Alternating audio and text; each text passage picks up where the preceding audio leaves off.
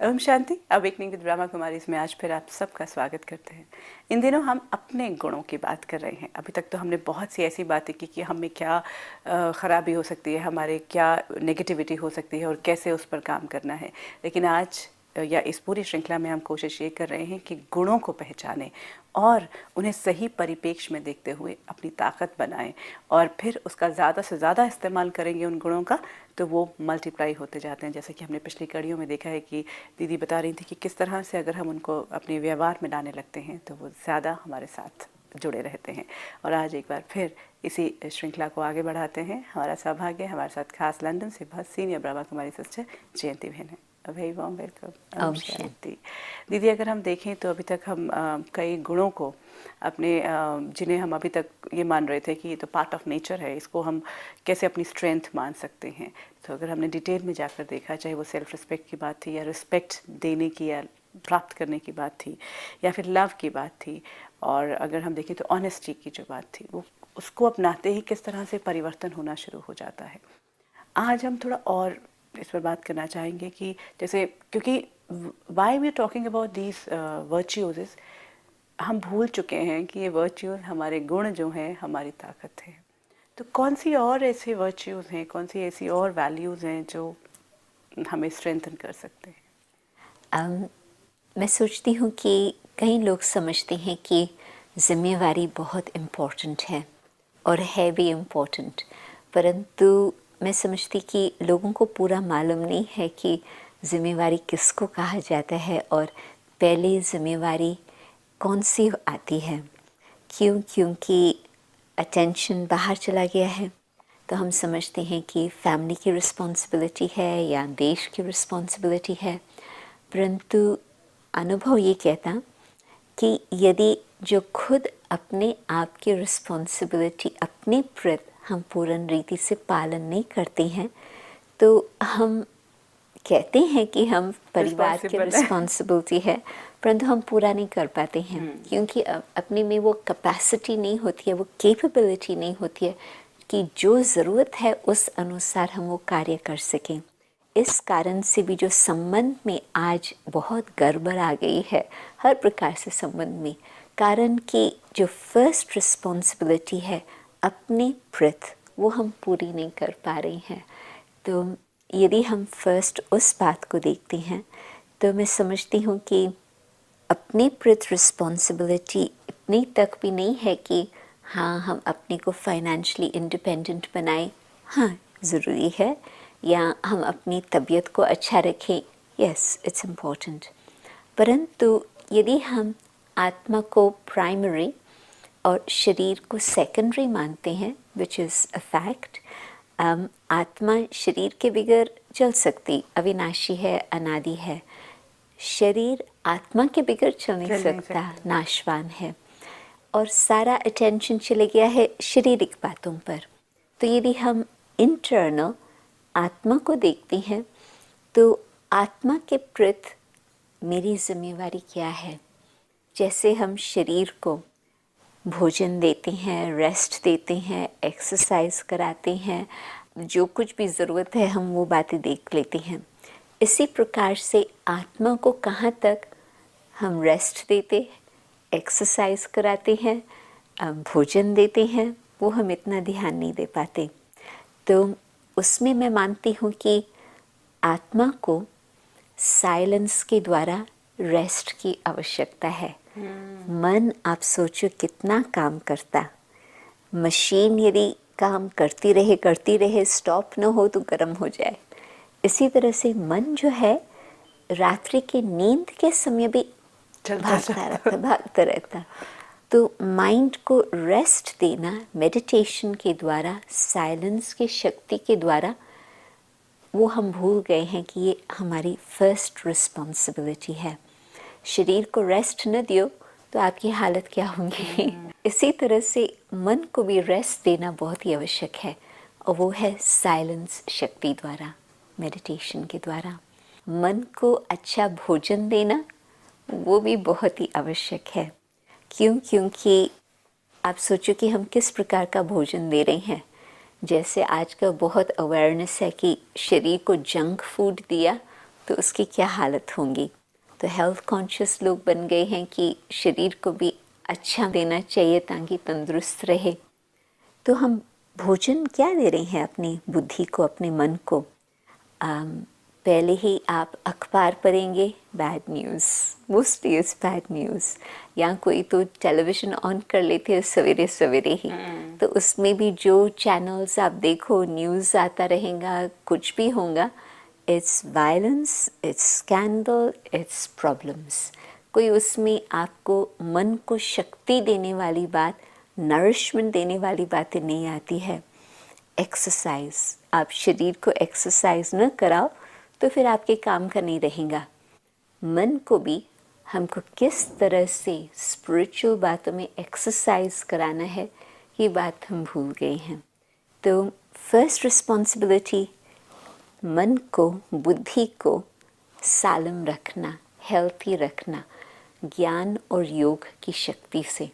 योग silence power और ज्ञान मन को नरिशमेंट देना। कुछ भी अच्छी बातें हम सवेरे सवेरे पढ़ते हैं तो वो मन को शक्ति प्राप्त होती है। तो अब हम ये बात करते हैं, जैसे आपने कहा कि ये रिस्पॉन्सिबिलिटी उसको नरिश करने की, उसको एक्सरसाइज कराने की, उसको हेल्दी रखने की, जी। उसमें वो जिम्मेदारी मुझे क्यों, वो मेरी जिम्मेदारी क्यों होनी चाहिए?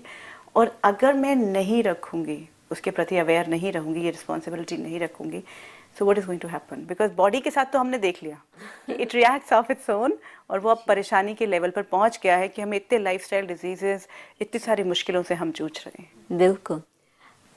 आप यदि मन को, आत्मा को हेल्थी नहीं रखती हैं, उसका इम्पैक्ट शरीर पर आता है।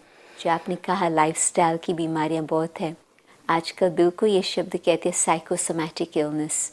तो मन ठीक नहीं है, उस कारण से शरीर ठीक नहीं है।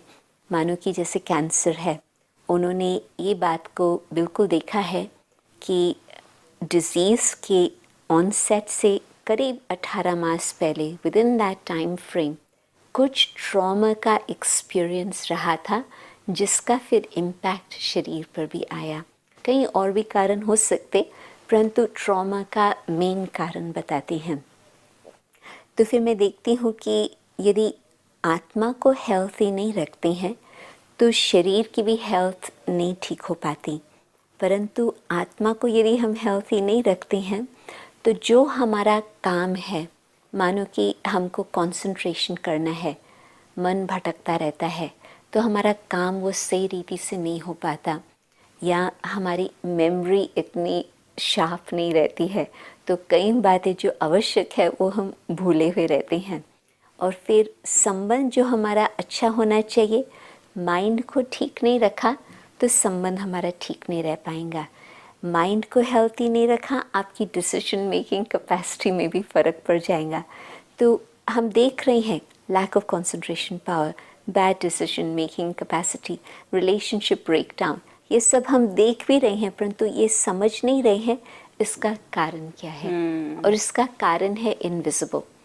जो विजिबल चीज़ें हैं, जो व्यक्त है, उसको हम देख रहे हैं, परंतु जो अव्यक्त है, जो इनविजिबल चीज़ है, उसको हम भूल गए हैं। तो स्पिरिचुअलिटी सिखाती है कि मैं इनविजिबल हूँ, परंतु मैं रियल हूँ। हम कहेंगे कि जिसका माप तोल नहीं हो सकता, इट्स नॉट रियल, परंतु ये बात नहीं है। मानो जो वैल्यूज़ है उसका कोई माप तोल नहीं हो सकता, और आत्मा के अंदर ही वो वैल्यूज़ है। तो आत्मा इनविजिबल, वैल्यूज़ इनविजिबल, परंतु उसका मैनिफेस्टेशन फिर बाहर की रूपरेखा में हम देखते हैं। बिल्कुल। तो फर्स्ट रिस्पॉन्सिबिलिटी है अपनी प्रति, आत्मा के प्रति।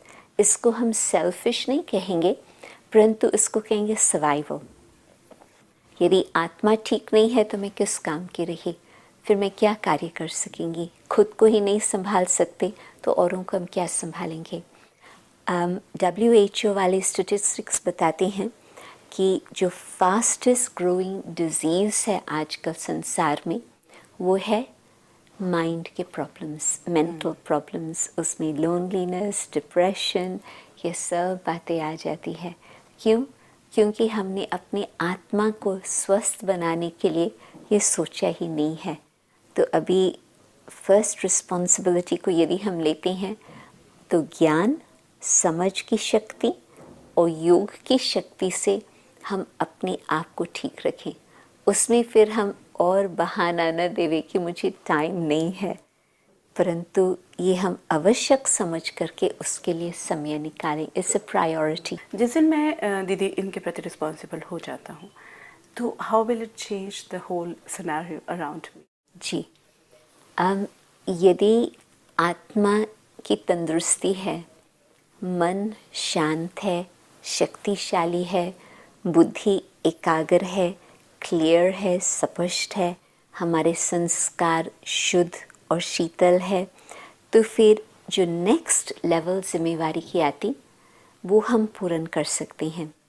उसमें मैं नेक्स्ट लेवल जिम्मेवारी की ये मानेंगी, जो मानो कि अपने तन के प्रति तबीयत की बात आती है, फाइनेंसेस की बात आती है, अपने को ठीक संभाल सकें।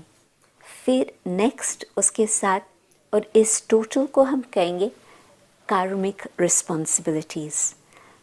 मेरे प्रति रिस्पॉन्सिबिलिटी कार्मिक के हिसाब से, सेकंड फैमिली के प्रति रिस्पॉन्सिबिलिटी कर्म के हिसाब से, और थर्ड जॉब के प्रति रिस्पॉन्सिबिलिटी, वो भी कर्म के खाते में आ जाता। तो जैसे आपने ठीक कहा, आत्मा की पहचान ही नहीं तो अपनी तन को भी हमने ठीक रीति से नहीं संभाला।